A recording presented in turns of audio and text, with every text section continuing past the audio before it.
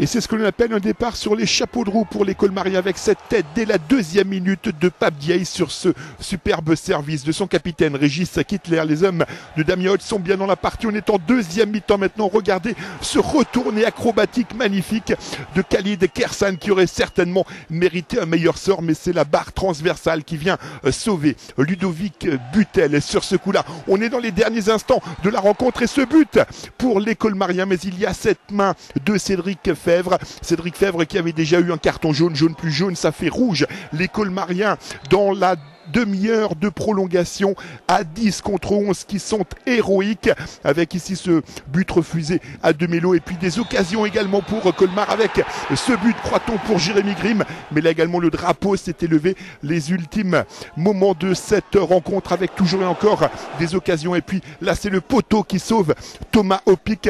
La séance de tir au but, elle est très difficile pour les nerfs.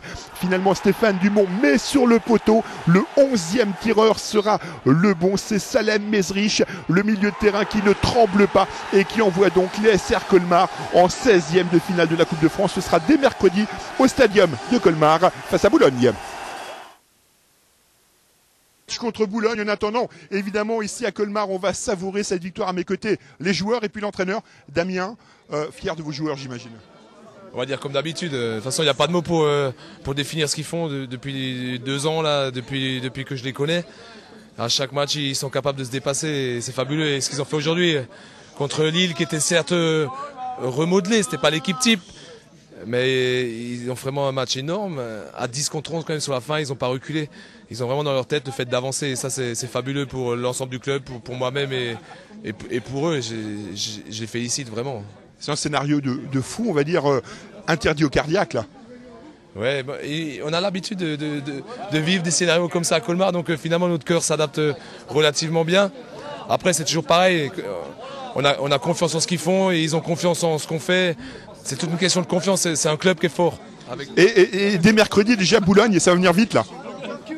Un peu trop vite, je pense. Là, la Fédé ne se met pas à la place d'un club amateur, c'est totalement ingérable. C'est ingérable pour l'organisation. Je ne sais pas comment vont faire les dirigeants du club pour remettre en vente des billets.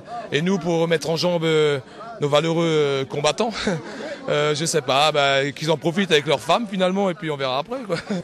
Voilà, en tout cas le rendez-vous est pris, ce sera mercredi soir ici face à Boulogne.